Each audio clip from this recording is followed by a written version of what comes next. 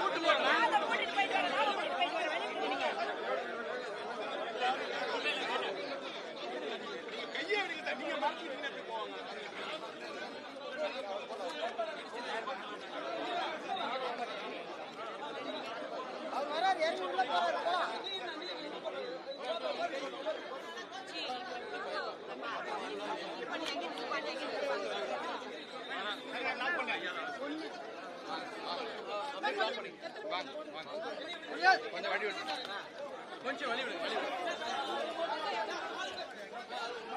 நீங்க ஓரமாங்க. பிரஸ் கொஞ்சம் கோஆபரேட் பண்ணுங்க. Okay sir, okay sir. Cooperate பண்ணுங்க. ஃபாலோ பண்ணிட்டு போயிட்டே இருக்கு சார். நீங்க கொஞ்சம் ஓரம் பண்ணுங்க சார்.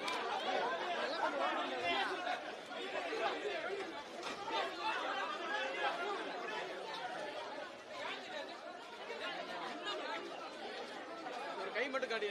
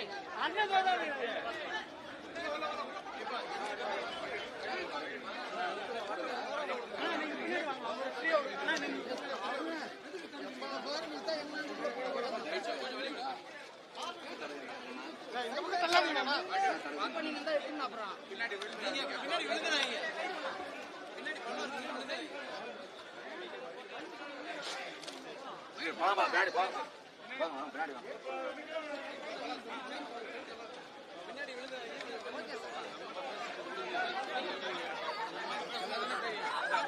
அந்த அம்மாட்ட பேசதான் விடுறாங்க. ஏன் தள்ளுறீங்க? அம்மாட்ட பேசுங்க. சார் நீங்க கொஞ்சம் ஓரம் வாங்க சார்.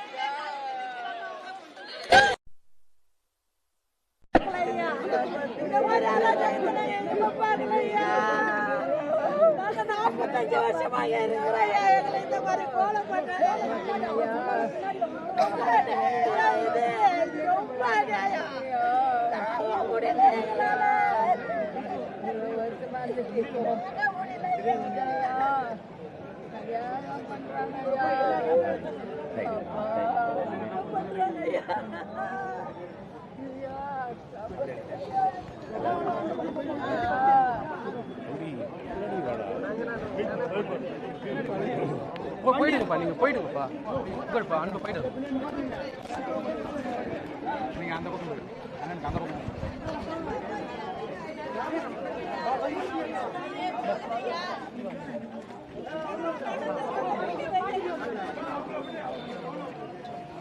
அங்க இடிக்கிறது பின்னாடி.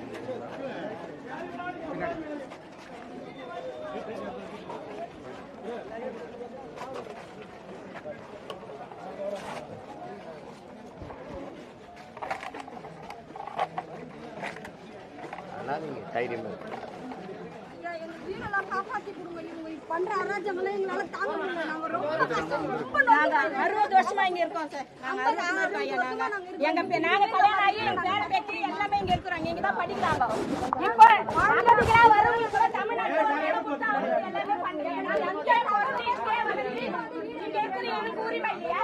சரி வீடு இப்போ இது அரசு பொறுப்போக்குன்றாங்க. அரசு பொறுப்போக்குன்றாங்க. 20 வருஷமா இது அரசு பொறுப்போக்குன்னு யாருக்கும் தெரியாதா? ஏன் ரேஷன் கார்டு கொடுக்கணும், ஏன் வரி கொடுக்கணும், நாங்க ஓட்டு ஏன் போடணும், ஸ்மார்ட் பேங்க் கார்டு ஏன் கொடுக்கணும், நாங்க எல்லாருமே இங்க கொடுத்துட்டு உங்களுக்கு இடம் இல்லைன்னா நாங்க எங்க போவோம்? சரி ஏன்னா இது நாங்க இது இப்ப எங்க உழைப்பு மொத்தமா போட்டு இந்த வீட்டை நாங்க கட்டிக்கிறோம். இப்ப நாங்க எங்க போவோம்? இதை எங்களால இன்னொரு வாட்டி ஒரு இடம் வாங்கி எங்களால வீடு கட்ட முடியுமா? சொல்லுங்க. ஒரு மனசாட்சி அதிகாரிங்க ரொம்ப அராஜகம். ஒரு பாவம் கூட பார்க்க மாட்டேன்றாங்க. நாங்க எவ்வளவு இந்த 2000 சரி இந்த இடம் எடுக்கிறாங்க, இந்த இடத்துல என்ன வரப்போகுது நாங்க அது கேட்கிறோம். எங்களுக்கு மேல எங்களுக்கு பிரஷர் வருது. அந்த பிரஷர் யாரு? நான் ஒண்ணு சொல்றேன், நான் பக்கத்து திமுக, நாங்க பரம்பரை எல்லாம் திமுக தான். எங்க வீட்டுல கூடவங்க பணமா சொல்லு, நாங்க அரசாங்கத்துக்கு எதுவும் எதிர்பார்க்கல. எங்களை நிம்மதியா அந்த இடத்துல எங்களை இருக்க விட்டா போதும். நான் ஸ்டாலின் ஐயாவே நான் கேட்கிறேன், நாங்க உங்க கட்சிக்கு ஓட்டு போட்டதுக்கு நாங்க இப்படி நடுத்தல நிக்கிறோமா? நாங்க இப்ப மட்டும் இல்ல, என் பரம்பரையே திமுக. எங்க வீட்டுல யாரும் மத்த கட்சிக்கு ஓட்டு கேட்க யாரும் வர மாட்டாங்க. ஏன்னா அவங்க போன ஓட்டு போட மாட்டாங்க. திமுக அவங்கன்னு பார்த்தா எல்லாருக்கும் தெரியும். எல்லாருக்கும் தெரியும். இந்த வாட்டி எலெக்ஷன் கூட அவ்வளவு நாயா பேயா பிள்ளைங்க என் வீட்டு வரல எல்லாம் கஷ்டப்படுறோம். யாரும் எங்களுக்கு அதுக்கு நாங்க அனுபவிக்கணுமா நாங்க 10 வருஷமா நாங்க கஷ்டப்பட்டு நாங்க வேலை ஒரு அதிகாரி எங்க வரல நாங்க வந்து இங்கே இருக்கிறோம். நாங்க இப்போ நாங்க எங்கடா போனா பிள்ளைங்க இங்க படிக்குது, நாங்க இங்க வேலை செய்றோம். அதிகாரிகளை கேட்டா கூட நீங்க என்ன கேக்குறது வெளியில போங்கன்னு தள்ளுறாங்க. அது பொறுமைக்கு ஆக்கிரமிப்புன்றீங்க. நாங்க இங்க போறதுல இருந்து இங்கே இருக்கிற மாதிரி ஆக்கிரமிப்பு. நாங்க இங்க 6 வயசுல நாங்க இங்க வெளியில போனா நாங்க எங்க போறது? ஒரு கோடி சொல்ல ஒரு 8 மாடிக்கு ஒரு பங்களா கட்டுறான், அதை போட மாட்டீங்க. ஆத்துலதான் கட்டட கட்டுறான், இன்னொரு ஆத்துலயே கட்டுறான், அதுக்கு ரோடு பண்றீங்களா? ரோடா? எங்க எல்லாரும் வெளியே தரீங்க சொல்ல மாட்டேன். போயிடுறோம், நாங்க போறோம். இந்த இடத்துல என்ன வரப்போகுது அது எனக்கு தெரியணும். என்ன வரப்போகுது? இதுல எங்க எல்லாம் காலி பண்ணிட்டு எவ்வளவு ஜனகம் ஒய்ஃபை போட்டு வீடு வாசல் கட்டிட்டு இன்னொரு வாட்டி எங்களால் கட்ட முடியுமா? ஒரு ஓரம் வீடு கட்ட முடியாது. இப்ப இருக்கிற விலைவாசிக்கு கட்ட முடியாது. மொத்தம் போட்டுட்டு நாங்க நீங்க பாருங்க, இந்த வீட்டை இடிச்சுட்டு எங்களால இன்னொரு வாட்டி கட்ட முடியுமா பாருங்க. பையன் இருக்கிற பையன் பாரு கேட்காது, வாய் பேசாது.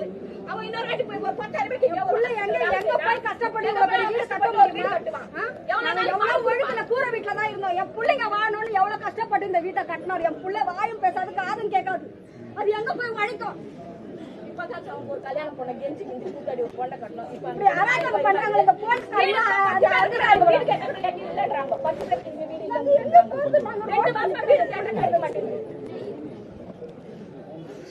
யாரும் எங்களுக்கு எந்த உதவியும் பண்ணல, வந்து நிக்கிறேன்றாங்க.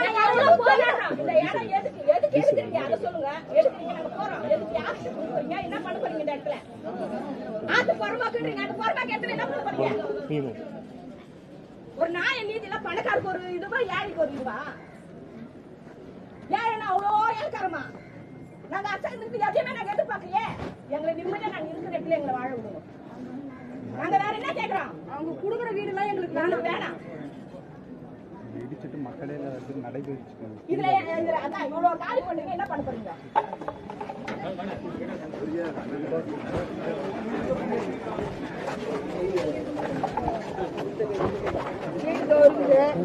வீட்டை கட்டிட்டு ரோட்ல தான் கட் பண்ணி அப்படிதான். பாத்துப்பா பாத்துப்பா எங்கப்பா விட்றாங்க?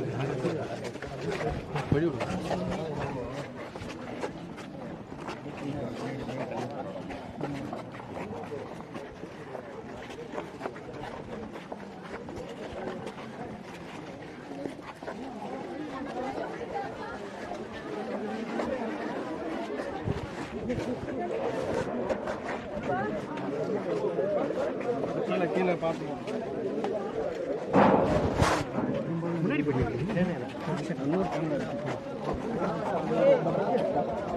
பார்த்தல பார்த்தல பார்த்தல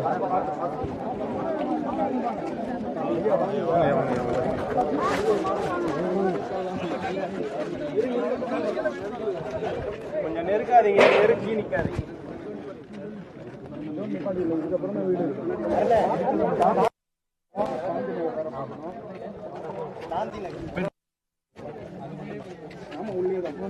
மக்கள் கொஞ்சம் வழி விட்டீங்கன்னா கொஞ்சம் வழி விட்டு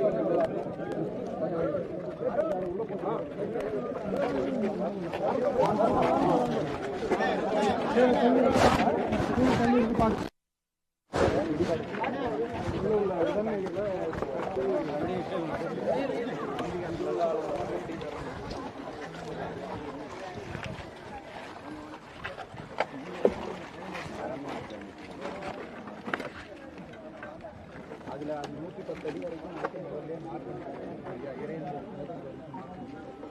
அது வரைக்கும் கூட வச்சுக்கணும். 500 அடி வரைக்கும் பார்த்து பார்த்து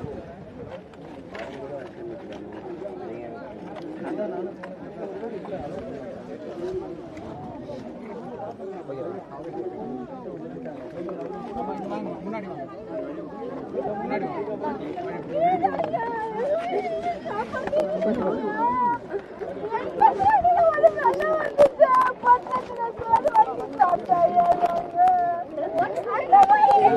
மேல ஏறி பாத்திரம் பாரு அவங்களே கஷ்டப்பட்டு பாத்திரம்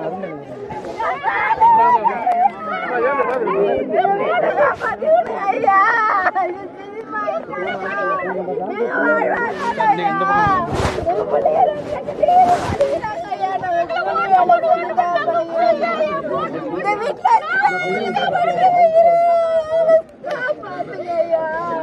எங்க மக்கள்லாம் போறாங்க எங்க கூட தாயம் மூலியமா வந்தவங்களா நாங்க சட்டை போட்டுக்கிட்டு நாங்க போலீஸுக்கு போல வருந்தாலும் நாங்க அப்படி இருந்தாங்கலாம் போறோம் ஐயா எங்களை காப்பாற்றி விடுங்க ஐயா. ஆர்டர் பண்ணுங்க எந்த ஆர்டர் வந்தா அப்புறம் அதுக்கப்புறம் ஆர்டர் வந்தப்பறம் நீங்கள் என்ன பண்ணி சொன்னாங்க வெயிட் பண்ணலாம்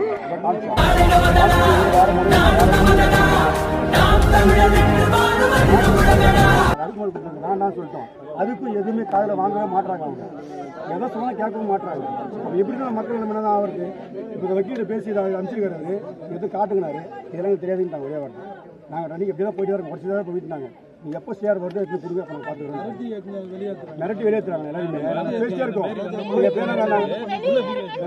வெளியே அவனை எடுத்து போட்டு அவனை போய் இடிக்கிறாங்க இப்போ 2.5 hour வெயிட் பண்ணுங்க அதெல்லாம் வந்துடும் அப்படின்னு இருக்காரு அவரும் 12,000 15,000 வாடகைலாம் இப்ப 12,000 சொல்றாங்க 1,00,000 ரூபாய் அட்வான்ஸ் கொடுக்குறாங்க நாங்க என்னத்த வச்சு அட்வான்ஸ் கட்டிக்கிறோம் எங்களுக்கு இன்னும் கொஞ்சம் டைம் கொடுங்க என் பிள்ளைங்க படிப்பு முடிச்சுட்டோம் நாங்க போயிடுவோம் நல்ல மாதிரியா இல்லைன்னா எங்களுக்கு ஒரு பட்டாவது ஒரு வழி பண்ணுங்கன்னு சொல்றோம் அதையும் கேட்க மாட்டாங்க எங்களுக்கு எதனா ஒரு வழி பண்ணுங்க எவ்வளோ அரசியல்வாதி வராங்க எங்களுக்கு யாரும் நல்ல தீர்ப்பு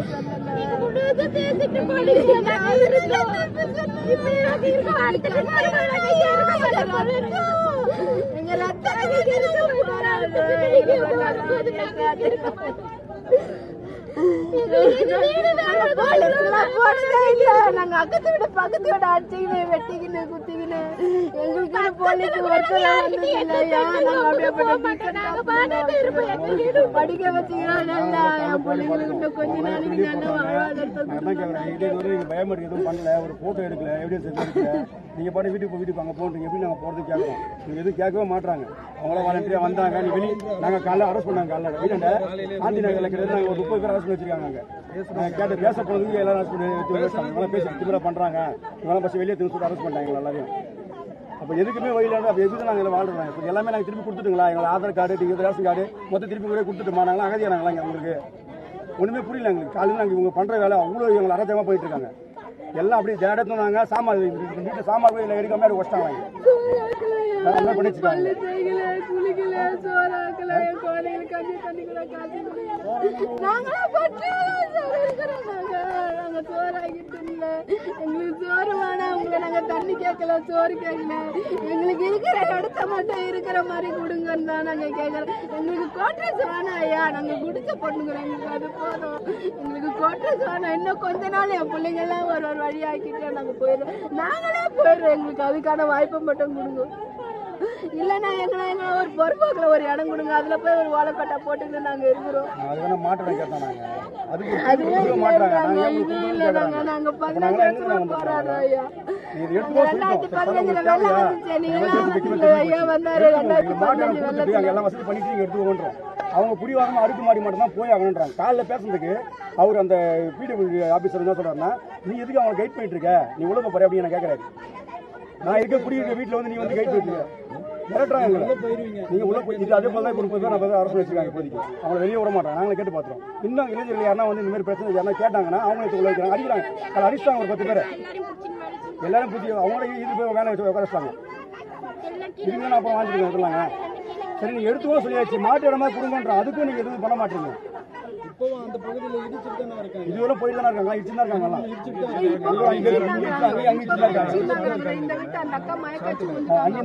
ஃபுல்லாவே இங்கே இடிச்சுட்டு இருக்காங்க அந்த அக்கா ஊந்துட்டாங்க அவங்க காட்டு பேசுறது அவங்க ஊந்துட்டாங்க அக்கான்னு வந்து பிடிக்கிறேன் எங்களையும் விட மாட்டேன்றாங்க போலீஸுங்க அவங்கள குறை சொல்ல அவங்கெல்லாம் அவங்க வேலையை பார்க்குறாங்க எங்களை எங்க வேலையை பார்க்க விடலன்னா நாங்க எங்கதான் கேட்குறேன் இங்க என்ன வருது என்ன ஸ்கீம் கவர்மெண்ட் கொண்டு வந்திருக்காங்கன்ற எங்கெல்லாம் வெளியேற்றுறீங்க நாங்கள் 50 வருஷமா வாழ்ந்துட்டு இருக்கோம் எங்கெல்லாம் வெளியேற்றுறீங்க நியாயமெல்லாம் பண்றேன் சார் தரங்க பண்ணிட்டு போங்க என்ன ஸ்கீம் வர போதுன்னு கேட்குறேன் ஆனா இதே போல இந்த ஆத்து போறது எடுத்த நிலம் எல்லாமே கவர்மெண்ட்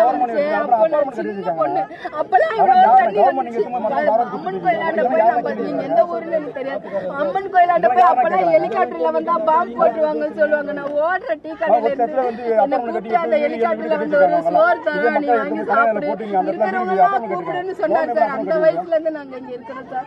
இப்ப 2015 ஒரு வெள்ளம் வந்துச்சு, 2020 நாங்க ஒத்துக்கிட்டே போய் ஒரு உதவி கேட்கல. அண்ணன் வந்தாரு, எதனா எங்களுக்கு ஹெல்ப் பண்ணுவாரு, அதோட அவர் போயிடுவாரு, அதை நாங்க வாங்கி வச்சுப்போம். அவ்வளவுதான். நாங்க ஒரு அரசியல்வாதி என்ன கூட நாங்க எங்க வீடு போயிடுச்சு, எங்க துணிமணி போயிடுச்சு, எங்களுக்கு அரிசி பருப்பு போயிடுச்சு, கொடுங்க நாங்க கேட்கலையே. நாங்க எங்க வேலையில நாங்க எங்க உழைப்பு தானே, எங்க கையை வச்சுதானே நாங்க பொழைக்கிறோம். ஏன் எங்களை எப்படி கெடுக்கிறீங்க? எல்லாரையும் பயமுறுத்துறாங்க, ரொம்ப பயமுறுத்துறாங்க. என்ன சொல்ல ஃபர்ஸ்ட் வரும்போது ஏற்கனவே எவிஷன் பண்ண வீட்டுக்கு வந்து எல்லாத்தையும் வராங்க. அப்படிதான் சார் ஃபர்ஸ்ட் பண்ணும்போது எவிஷன் பண்ண வீட்டுக்கு நம்ம வரைக்கும் பண்ணாங்க. இங்கே இதெல்லாம் எங்கேயும் இல்ல நான் ஏற்கனவே சொல்லிட்டு தான் வந்திருக்கோம். அது ஃபுல்லாக எடுத்துட்டு வண்டி 5-6 வண்டி ஓடி நீங்க பேசுங்க, உங்க பேச்சு கொஞ்சம் இடப்படாம பேசுங்க. நான் பேசுறேன். இருக்கிறவங்க யாரும் அங்க கொஞ்சம் இருக்கிற மாதிரி பண்ணிக்கணும். கூட்டங்கட்டெல்லாம் தட்டி வச்சுட்டாங்க.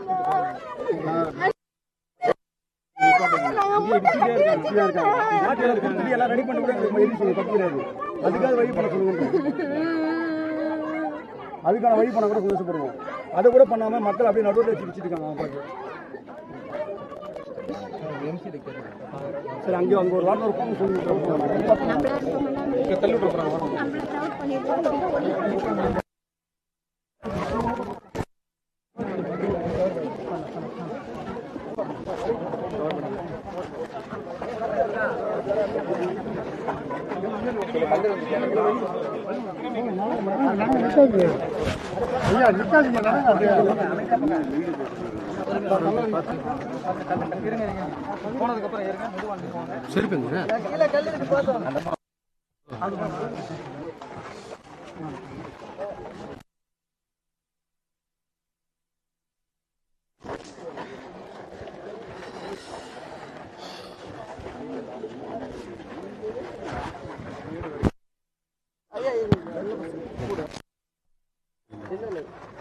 அவர் ஃப்ரீயா இருந்தாருன்னா கரெக்டா இருக்கும்.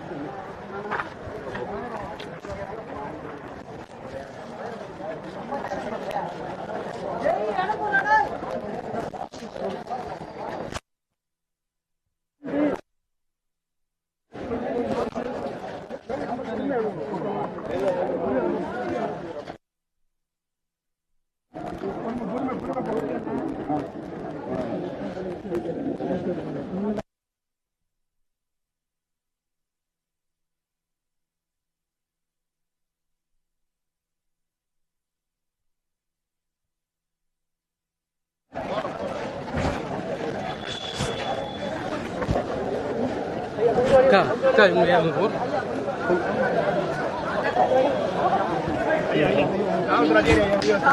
ஐயா ஐயா கொஞ்சம் வழி விட்டுருங்க ஐயா நீங்க ஓடுங்க ஐயா உங்களால வந்து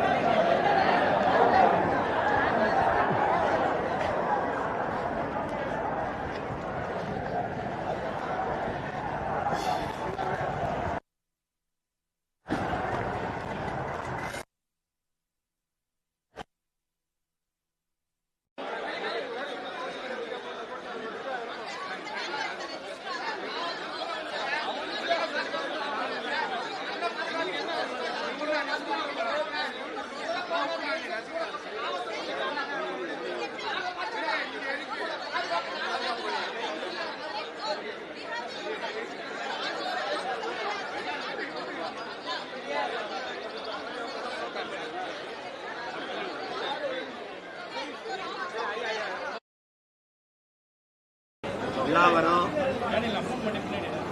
அனகாபுத்தூரில் தெரியும். இந்த நீங்கள் பார்த்துருக்கிறீங்க அந்த வீடுகளை, மக்களுடைய வாழ்விடங்களை இடிக்கிறத நீங்கள் பார்க்குறீங்க. இந்த பிரச்சனை இப்போ இல்லை, இது ஏற்கனவே முன்னாடி இருந்து வந்ததா. அப்போ இதே தடுத்தோம், கொஞ்ச நாள் தடுத்து வச்சோம். இப்போ திருப்பி அதே பிரச்சனை. இந்த பல்லாவரத்தில் இந்த அனகாபுத்தூரில் மட்டும் இல்லை, சென்னைக்குள்ள பல இடங்கள்ல நம்ம மக்களின் வாழ்விடங்களை ஆக்கிரமிப்புங்கிற பேர்ல இடிச்சு அப்புறப்படுதுன்னு உங்களுக்கு தெரியும். இந்த பூவாத்து கரை ஓரத்தில் இருந்த ஆதி தமிழ் குடிகள் எல்லாரையும் அப்புறப்படுத்தி செம்மஞ்சேரி, கல்லுக்குட்டை, கண்ணகி நகர், பெரும்பாக்கம் இதுக்கு தள்ளிட்டாங்க. புறநகர்களுக்கு அப்பால தள்ளிட்டாங்க. இப்ப இது இப்ப இங்க நடக்குது. அவங்க சொல்றதே இது நீர்நிலை பகுதி, இதை ஆக்கிரமிச்சுட்டாங்கன்னு சொல்றாங்க. ஒரே ஒரு அடிப்படை கேள்விதான், அது நம்ம கேட்குற சாதாரணமா அந்த மக்களும் கேட்குறாங்க. இந்த நீர்நிலை பகுதின்னு தெரியுது, அதை ஆக்கிரமிச்சு அந்த வீடை கட்டும் போது என்ன பண்ணி கொண்டிருந்தீர்கள்ங்கிற கேள்வி இருக்கு இல்லையா? அதை ஆக்கிரமிக்கும் போதே தடுத்திருந்தால், அவங்க கஷ்டப்பட்டு ஒரு வீடா கட்டி அதுக்கு மின் இணைப்பு கொடுத்து, எரிவாயு இணைப்பு வாங்கி, வாக்குரிமை வாங்கி, குடும்ப அட்டை வாங்கி, அதுக்கு வரி செலுத்தி இவர்களே சாலையெல்லாம் போட்டு கொடுத்துருக்குறாங்க. எல்லா வேலையும் செஞ்சு 60 வருஷம் வாழ்ந்துருக்கிறாங்க. 3 தலைமுறையா இங்க வாழ்றோம்னு சொல்றாங்க ஒவ்வொருத்தரும். அப்ப திடீர்னு இதை நீங்க வேற இடத்துக்கு போங்க அப்படின்னா, அவங்க குறைஞ்சபட்சம் கேட்கறது, சரி மாற்று இடம் கொடுங்க, ஒவ்வொரு சென்டும் ஒரு மாற்று இடம் கொடுத்துருங்க, நாங்களே போய் ஒரு கூரையை தற்காலிகமா போட்டு கூட வாழ்ந்துக்கிறோம், பிறகு எங்களுக்கு வசதி வரும்போது கட்டிக்கிறோன்றாங்க. அப்படி இல்லை, நாங்க கொடுக்குற வீட்டில் போய் இருங்க அப்படின்னா 10 பேர் கொண்ட குடும்பம், 12 பேர் கொண்ட குடும்பம் இவங்க கொடுக்குற வீட்டு அளவுக்குள்ள வாழ முடியுமாங்கிறது யோசிக்கணும். அவங்க கேட்குற முதல்ல எங்க வாழ்விடம் இங்கே, வாழ்வாதாரம் இங்க சார்ந்துதான் இருந்தது. எங்க பிள்ளைகள் இங்க தான் படிக்கிறாங்க. இப்ப திடீர்னு ஒரே நாள்ல தூக்கி வேற இடத்துல கொண்டு போட்டா அது எப்படின்னு கேட்குறேன். இதுல மக்களினுடைய கண்ணீர்லையும் அவங்களுக்கு கவலை தோய்ந்த அந்த கதறலையும் இருக்கிற நியாயத்தை புரிஞ்சுக்கணும். இவங்க ஆகுன்னா அதிகாரத்தில் இருக்கிறவங்க நீதிமன்றத்தை காரணம் காட்டிடுறது. உங்களுக்கு தெரியும், மனச்சான்று உள்ள பல பேருக்கு பல நீதிமன்றங்களே நீர்நிலையில தான் கட்டப்பட்டது. குறிப்பா மதுரை உயர்நீதிமன்றம் கிளை, திருவள்ளூர் நீதிமன்றம், பல இடங்கள், பல அரசு குடியிருப்பு, பல்வர் கோட்டமே, இதெல்லாம் ஆக்கிரமிப்பு இடின்னு சொல்றீங்களே. கடற்கரையில 4 சமாதி இருக்கு, அதை யார் இடிக்கிறது? அது ஆக்கிரமிப்பா இல்லையா? மனச்சான்று உள்ள யாராவது சொல்லுங்க. ஒவ்வொருத்தரும் 2 ஏக்கரை ஆக்கிரமிச்சிருக்கீங்களே. கடற்கரை தானே, எப்படி கல்லறையாச்சு? யாரும் கேட்கலையே, யாருமே கேட்கலையே. உலகத்தின் தலை சிறந்த 2வது புகழ்பெற்ற கடற்கரை ஆஸ்திரேலியாவுக்கு பிறகு சென்னை மெரினா கடற்கரை. அது எப்படி சில பேருக்கு கல்லறையாச்சு? அதை யாரும் கேட்கல. பல அரச குடியிருப்புகளே நீர்நிலையை ஆக்கிரமிச்சு தான் கட்டப்பட்டிருக்கு. MMDA காலனி மாதிரி பல இடங்கள். என்ன வாங்க காட்டுறேன். பெரும் பெரும் முதலாளிகள், காசா கிராண்டு மாதிரி முதலாளிகள்லாம் ஆக்கிரமிச்சு நீர்நிலையில் ஆக்கிரமிச்சு தான் கட்டியிருக்காங்க. பல கல்லூரிகள், பல பல்கலைக்கழகங்கள் எல்லாம் அப்படிதான் கட்டியிருக்கு. அங்கெல்லாம் தொடலை. ஒரு ஏழை எளிய மக்கள்னா அவங்களுக்கு குரல் இல்லை, அதிகார வலிமை இல்லை, அரசியல் இல்லை, அதிகார ஆதரவு இல்லைன்னு கை வச்சு தூக்கி எடுத்து போட்டு. இதுதான் எங்க மூதாதை அல்லல் பற்று ஆற்றாது அழுத கண்ணீர் என்றோ செல்வத்தை தேய்க்கும் படைங்கிறான். உலகத்திலேயே வலிமையான கூர்மையான ஆயுதம் ஏழை மக்களின் கண்ணீர்ங்கிறான். கண்ணீர் தான் உலகத்திலே கூர்மையான ஆயுதம்ங்கிறான். அதுவும் ஏழை எளிய மக்கள், குறிப்பாக பெண்கள் கதறிய வடிக்கிற அந்த கண்ணீர் தான் மிக கூர்மையான ஆயுதம். அதை கவனத்தில் வச்சுக்கிட்டு ஆட்சியாளர்கள் செய்யணும். சும்மா வாக்கு வாங்கும் போது ஒன்று பேசி வாங்குறது, அப்போல்லாம் இந்த ஆக்கிரமிப்பு ஒரு அடிப்படை. அப்ப உள்ள அதிகாரிகள் தவறு பண்ணிட்டாங்கிறாங்க. நீங்க பட்டா கொடுத்துருக்கிறீங்க, குடிமனை உரிமை கொடுத்துருக்கிறீங்க, பிறகு ஏன் இடிக்க வர்றீங்கன்னா அன்னைக்கு இருந்த அதிகாரி தப்பு, அரசு தப்புனிருச்சுங்க. மக்கள் தப்புனிட்டாங்கன்னு இடிக்கிறீங்க, அரசாங்கம் தப்புனிருச்சு, அதை என்ன பண்ணலாம்? நீதிமன்றம் சொல்லிருச்சுங்கிறீங்க. நீதிமன்றம் தான் சொல்லுச்சு எங்கள் காவிரில தண்ணி கொடுக்க சொல்லி. நீதிமன்றம் தான் சொல்லுது முல்லை பெரியாற்று நதிநீர் அணை, அந்த அணை உரிமையா உறுதியா இருக்கு, இடிக்க வேணான்னு. நீதிமன்றம் சொல்லுது நீட்டை எழுதுங்கன்னு. கேட்டுட்டு இருந்துட்டீங்களா? இல்ல நீட்டை நாங்க நீக்குவோம், அது ஏன் சொல்றீங்க? இல்ல நீதிமன்றம் சொல்லிருச்சு, ஒன்னும் செய்ய முடியாது, அப்படி சொல்ல. நீங்க அப்படி சொல்ல.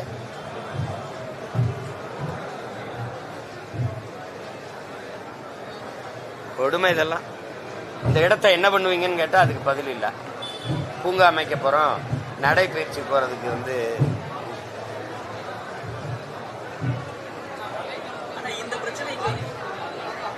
இந்த ஒரு இடம் தானே. கூவம்ங்கிறது நதியா சாக்கடை காவாயா? கூவம்ங்கிறது நன்னீர் ஓடுகிற நதியா அல்லது சாக்கடை? கழிவுநீர் ஓடுற காவாயா அது நன்னீர் ஓடுற நதியா? கழிவுநீர் ஓடுற சாக்கடையா அது காவாயா மாத்தின மகத்தான பெருமக்கள் யாரு? எந்த இடமே நீங்க என்னோட வாகனத்துல பயணிக்கிறீங்களா? எந்தெந்த இடங்களை ஆக்கிரமிச்சு இதே ஆறு எந்தெந்த இடங்களை ஆக்கிரமிச்சு யார் கட்டிட்டு நான் காட்டுட்டா என் கூட வர்றீங்களா? அதெல்லாம் ஏன் சொல்ல? ஏன் தொடல? ஏன்னா அவனுக்கு அரசியல் வலிமை, அதிகார ஆதரவு இருக்கு, அதனால தொட மாட்டேங்கிற. இவன் எளிய மக்கள், வெறும் ஓட்டர்ஸ், அவ்வளவுதானே.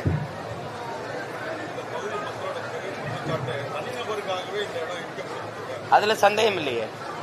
நீங்க பல இடங்கள்ல அங்க இடிச்ச போது நான் போய் போராடினேன். அது ஒரு முதலாளி அவர் கட்டி இருக்கிற குடியிருப்புகளுக்கு முகப்பை தடுத்துன்னு தான் இடிச்சாங்க. இங்கேயே காசாக்கிராண்டு மாதிரி பெரிய பெரிய முதலாளிகள் கட்டி இருக்கிறதுக்கு இது தொல்லையா இருக்குது, அதான் இடிக்கிறாங்க. அவ்வளவு நீர்நிலைகளை பாதுகாக்கிற பெருமக்கள் யாராவது மனச்சான்றோட சொல்லுங்க பாப்போம்.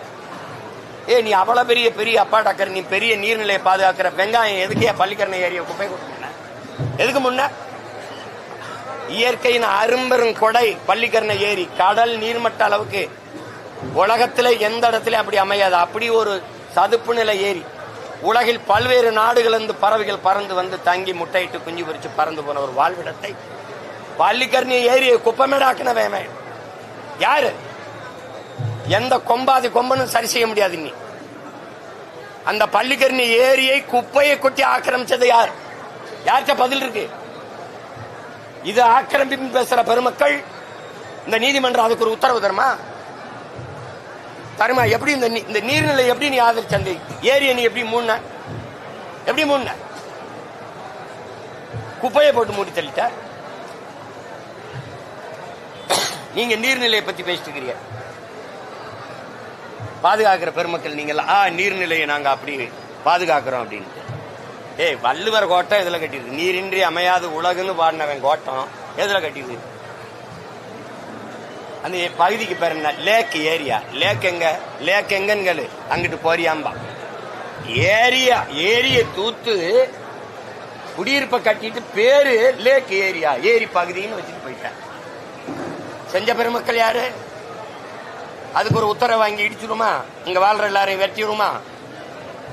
நேர்மையான ஆட்சியாளன் ஒரு நீதிமான் இதுவரை செய்த தவறு சரி, அது அரசு தவறு இருக்கு. அன்னைக்கு இருந்த அதிகாரி ஆக்கிரமிக்கும் போது இருந்துட்டு, அன்னைக்கு இருந்த அதிகாரம், அன்னைக்கு இருந்த கவுன்சிலர், அன்னைக்கு இருந்த மாவட்ட ஆட்சியர், அன்னைக்கு இருந்த வட்டாட்சியர், மாவட்ட ஆட்சியர், அன்னைக்கு இருந்த அமைச்சர் பெருமக்கள் எல்லாம் விட்ட வாங்கி தின்ட்டு. இனிமேல் இருக்கிற நீர்நிலைகளை பாதுகாக்கணும். அதுக்கு ஆக்கிரமிக்க விடக்கூடாது. அப்படிதான் நீ நடவடிக்கை எடுக்கணும். அதை விட்டுவிட்டு 60 வருஷம் வாழ்ந்தவனை இடிச்சு வெள்ள போடான்னா இனிமே எங்கேயும் ஆக்கிரமிக்க மாட்டீங்க. ஆக்கிரமிப்புகளை தடுத்துடுவீங்க. நான் ஒரு பட்டியல் வெளியிடுறேன். எத்தனை பல்கலைக்கழகங்கள், எத்தனை கல்லூரிகள் நீர்நிலையில் ஆக்கிரமிச்சு விரிவாக்கம் செய்யப்பட்டிருக்குன்னு. இடிச்சிருவீங்களா? இடிப்பீங்களா? பாப்போம். இது குரல் இல்ல, அவனுக்கு நாதி இல்ல, வெவ்வேறு வாக்காளன் ஆயிட்டான். அவனுடைய கண்ணீருக்கோ கவலைக்கோ கதறலுக்கோ இங்கே மதிப்பு இல்லை. அது கேட்கறதுக்கு காதுகளும் இல்லை, பார்க்கறதுக்கு கண்களும் இல்லை. அது ஒன்றும் பேசி என்ன இருக்கு?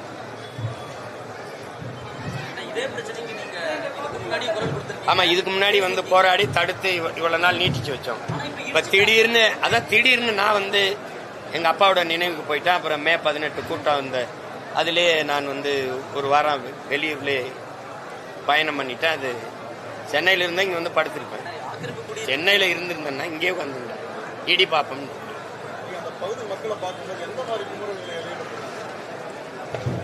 கதறல் தான். அவங்க ஒரு அம்மா சொல்றாங்க, 60 வருஷமா இருக்கேன் ஐயா, 3 தலைமுறை. என் பிள்ளைக்கு போன மாசம் கல்யாணம் பண்ணி இப்ப கற்பமா இருக்காரு. எடுத்துட்டு போய் நாங்க 10 பேர் இருக்க வீட்டுக்கு 10 பேருக்கு வாடகை கொடுப்பான். சின்ன வீடு 1 லட்ச ரூபா இருக்கிறாங்க, 10,000 வாடகை இருக்கிறாங்க. நாங்க எங்க போய் கொடுக்கறதுன்ற நாங்க சிறுக குருவி சேர்த்த மாதிரி சேர்த்து இந்த இடத்துல ஒரு வீடை கட்டிட்டோம். இப்ப இது இடிச்சுட்டா இதே மாதிரி 50-60 லட்சம் போட்டு வேற இடத்துல வீடு கட்டுறதுக்கு காசு இல்லை. 10 பேர் இருக்கிற வீட 10 பேர் இருக்கிற ஒரு குடும்பத்துல இத்தனையோண்டு ஒரு இடத்துல போய் படுத்துக்கன்னு சொன்னா இது சிறையை விட கொடுமையா இருக்கா இல்லையா? அவங்க கதறலை எந்த மொழியில நான் மொழிபெயர்த்து உங்களுக்கு சொல்றது சொல்லுங்க? கண்ணீருக்கு ஏது மொழி? இது ஒன்னும் இந்த கொடுமையை ஒழிக்கணும். அது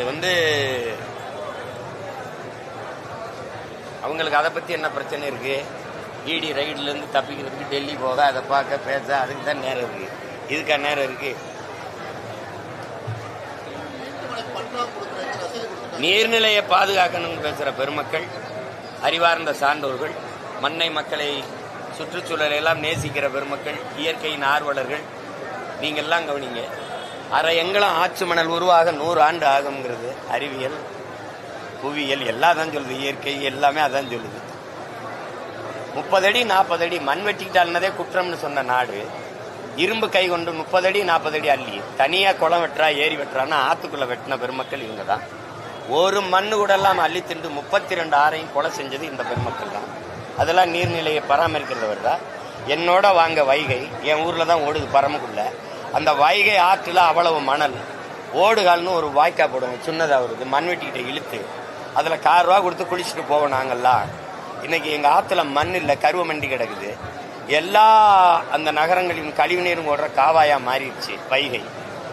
இன்னைக்கு தாமிரபரணி கூப்பிடுறது சாய கழிவு, எல்லா ஆலை கழிவு கொட்டுறது ஒரு கழிவு ஏரியா, ஒரு காவாயா மாறிடுச்சு.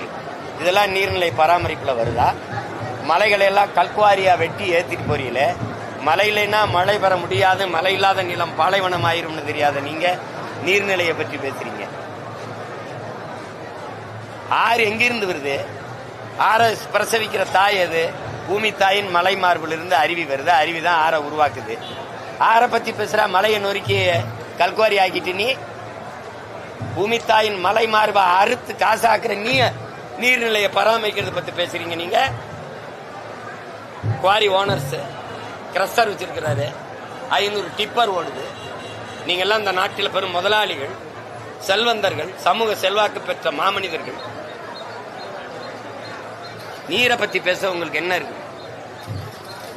950 டிஎம்சி மழை, மில்லிமீட்டர் மழை பெய்யுது. 4000 டிஎம்சி, 4000 டிஎம்சி. எங்க அந்த நீர்? 150 டிஎம்சிக்கு கர்நாடகாவில் மண்டிட்டு கை கட்டி நிக்க வேண்டியது இருக்கு, கையேந்தி நிக்க வேண்டியது இருக்கு.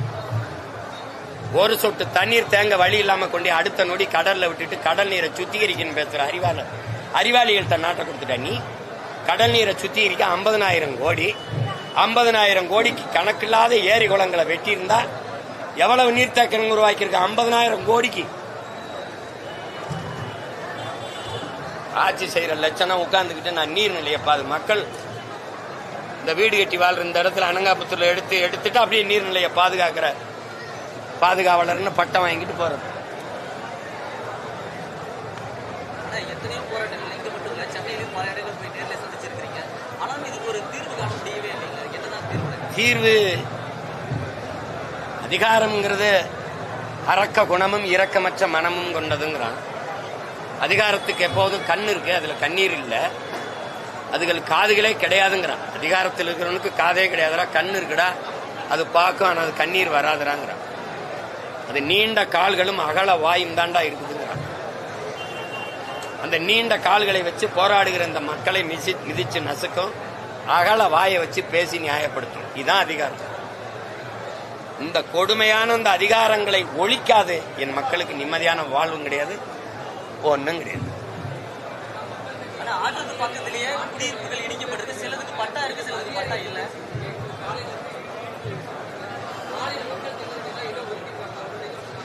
இடம் ஒதுக்கல. அவர் சொல்றாரு இந்த பகுதியில் அப்படி ஒதுக்குற அளவுக்கு அவங்க கேட்கிற ஒவ்வொரு சென்ட் இடம் இல்லைன்றார். ஆனா நாங்க ஒரு குடியிருப்பு மாமல்ல அந்த மலைமலை நகர்ல, மறைமலை நகர்ல தைலாபுரங்கிற ஒரு பகுதியில கொடுத்துருக்கோன்ற.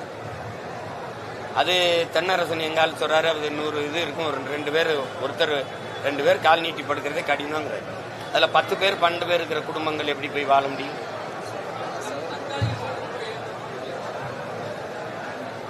அது இதயம் இருக்கிறவர்கள், மனச்சான்று இருக்கிறவர்கள் ஆட்சியில தான் அதை யோசிப்பாங்க.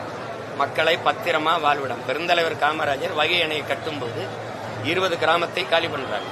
அது நம்ம ஐயா கவிப்பேரரசு முத்தமிழ் பேரறிஞர் வீடுங்க, அந்த இருந்த இடங்களும் காலியாச்சு. மாற்று இடம் கொடுத்துட்டு அப்புறம் தான் அதை செஞ்சார். ஆனா அவன் தலைவன், அவன் ஆட்சியாளர், அதனால நடக்குது. இங்க அப்படி இல்லையே, இங்க அப்படி இல்லையே.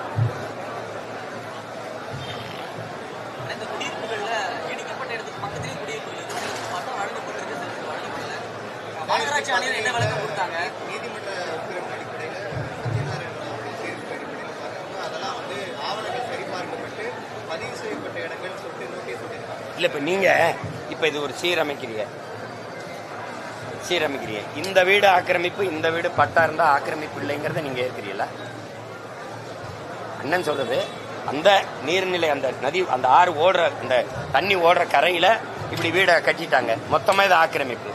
இது குடிமனை பட்டா, குடி உரிமை கொடுக்கப்பட்டிருக்கு, இது குடிமனை உரிமை கொடுக்கப்படல. பக்கத்து வீடு, இதை இடித்து இதை வைக்கிறது, இது எப்படி ஆக்கிரமிப்பு அப்புறப்படுத்துறதா வருது? எப்படி வருது? அப்ப இங்க இப்ப இது பட்டா வழங்கப்படாதது குற்றமா, இல்ல இதுக்கு பட்டா வழங்கினது குற்றமா? அப்ப இந்த கேள்விக்கு யார்கிட்ட பதில் இருக்கு?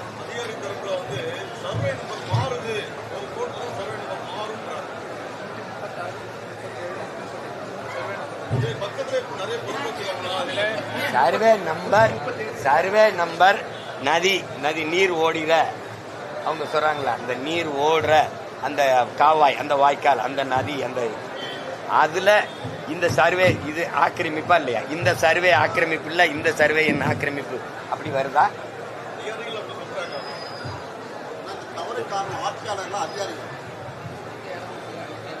ஆட்சியாளர்கள். இப்ப நீங்க அதிகாரிங்கிறவர் யாரு கீழே வேலை செய்யறாரு? இப்ப காவல்துறை இப்ப கடுமையா நடக்குது. யாரோட உத்தரவுல நடக்குது? காவல்துறை யாரு கீழே இருக்கு? அதையே நீங்க அன்னை எவ்வளவு சத்தமா பேசுற, நீங்க சத்தமா சொல்ல மாட்டேங்கிறீங்க. முதல்வர் இப்ப எங்க இருக்காரு? அவுட் ஆஃப் கண்ட்ரோல்னாரு, இப்ப அண்டர் கண்ட்ரோல்ல இருக்காரு. இதெல்லாம் இது பேசி சில ஆழ்ந்த என்ன சொல்றது, தாங்க முடியாத வலியும் வேதனையும் என்ன சொல்றது, சிரிச்சு ஆத்திக்கிற வேண்டியதுதான். அந்த நிதி மொத்த நிதி இங்க இருக்கிறதுனால அதனால அதை தவிர்க்க முடியாம போக வேண்டியதாயிருச்சு. தேவைன்னா ஐயா துரைமுருகன் போறாரு, தேவைன்னா நம்ம தம்பி செந்தில் பாலாஜி போறாங்க, இப்ப தேவைன்னா ஐயா போயிருக்காங்க. இப்ப நீங்க ஈடி ரைடு நீங்க எல்லாம் இருக்கீங்க, நம்ம ஒரு பேசி ஒரு முடிவு பண்ணலாம். இந்த சோதனை, இன்கம் டாக்ஸ் வருமான வரி சோதனை, இந்த அமலாக்கத்துறை சோதனை உள்ள போறது நமக்கு தெரியுது. ஆனா உள்ள வெளியில போறது எப்ப அந்த சோதனை முடிஞ்சதுன்னு யாருக்காவது தெரியுதா? தெரியாது. அங்க சோதிச்சு அதுல என்ன எடுத்த, அவரு முறைகேடா இவ்வளவு பணம் வச்சிருந்தார், இவ்வளவு நகை வச்சிருந்தார், இவ்வளவு சொத்து சேர்த்து ஆவணங்கள் இருக்குது. ஏன் மக்கள் காசுல சம்பளம் வாங்குற நீ மக்கள்கிட்ட சொல்ல மாட்டேங்கிற? உனக்கு என்ன பிரச்சனை? நீ ரைடு போன, நீ வருமான வரி சோதனை போன முறைகேடா ஒரு 1000 கோடி வச்சிருந்தாப்ல, இந்த எடுத்த கொண்டு போறோம் என்கிட்ட சொல்லு என்கிட்ட சொல்லு. நீ பாடு உள்ள போறத சொல்லிட்டு போறா, அப்புறம் எப்ப போறா திருப்பின்னு தெரிய மாட்டேது, என்ன பண்றான்னு தெரிய மாட்டேது. டாஸ்மார்க்ல 1 லட்சம் கோடி நீங்க, ஒரு வாரம் கழிச்சு வெறும் 1000 கோடி நீங்க, அதுக்காக நடவடிக்கை இருக்கா? சந்திரசேகர ராவ் மகளை இதே சாரா, இதே டாஸ்மார்க் இது அராக்குதுல தான் கைது பண்ணீங்க. அரவிந்த் கெஜ்ரிவால் பதவியே காலி பண்ணீங்க, அவரை கைது பண்ணி உள்ள போட்டீங்க. இதே சாராயம் தான். ஜார்க்கண்ட் முக்தி மோர்ச்சா முதல்வரை இதே ஊழல்ல தான் கைது பண்ணீங்க. ஏன் இங்கே ஒன்னும் நடவடிக்கை இல்லை? ஏன் இல்ல? டாஸ்மார்க் அந்த ஆட்சியர் விசாரணை வீட்டில் குடும்பத்தையே கூட்டி கொண்டு விசாரிக்கிறீங்கள, இவங்க குடும்பங்கள்ல ஒருத்தரை கூட கூட்டி கொண்டு விசாரிக்கலையே. என்ன புரிதல்? நீங்க யோசிச்சு பாருங்க. பாகிஸ்தான் மீது இந்தியா தொடுத்த போரை ஆதரிச்சு 2 முதலமைச்சர் தான் பேரணி நடத்திருக்காங்க. ஒன்னு டெல்லி முதலமைச்சர் பிஜேபி முதலமைச்சர், இன்னொன்னு தமிழ்நாட்டின் முதலமைச்சர் திராவிட மாடல் 2.0 முதலமைச்சர்.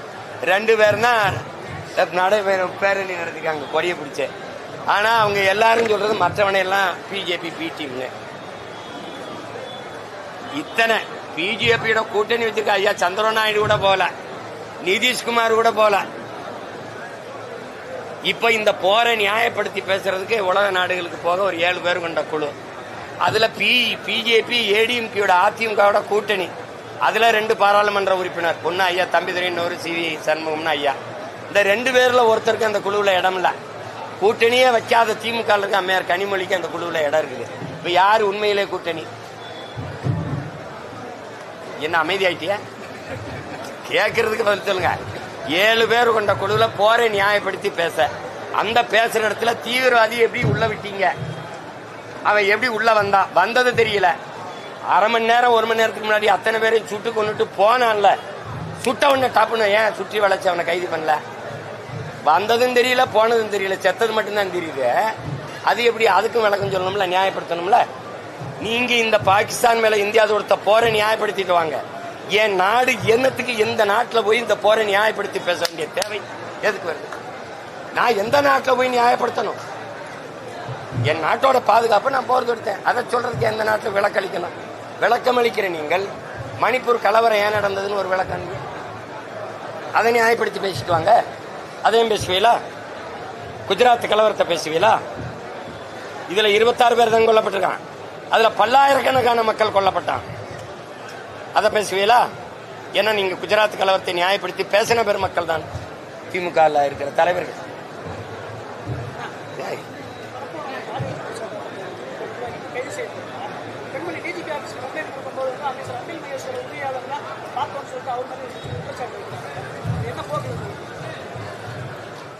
இப்ப இந்த அதிகாரம் போய் இன்னொரு அதிகாரம் வரும்போது அதுக்கு நடவடிக்கை அப்படிதானே இருக்குது.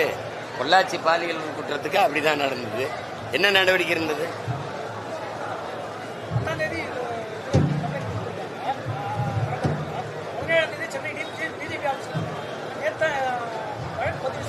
அந்த கட்சியில வாடகை வாய்கள் நிறைய இருக்கு.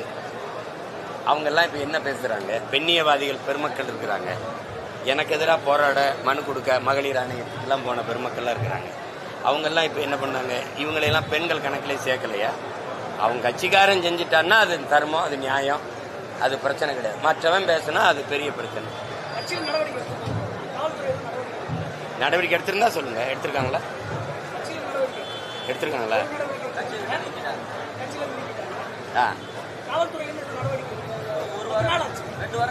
கட்சி அவருது, ஆட்சி யாருது? கட்சி அவரது நீக்கிட்டாரு, ஆட்சி யாருது? ஆட்சி யாருது சொல்லுங்க. அவரு தானே, ஐயாவுடைய தானே. ஏன் நடவடிக்கை எடுக்கல? ஏன் நடவடிக்கை எடுக்கல?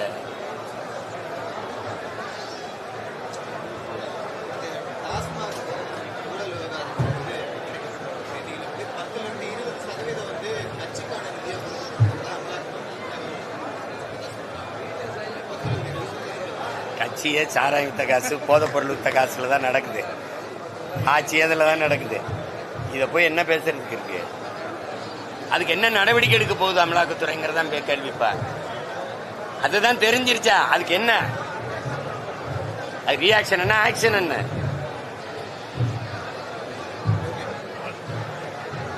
நல்லது இடிங்க.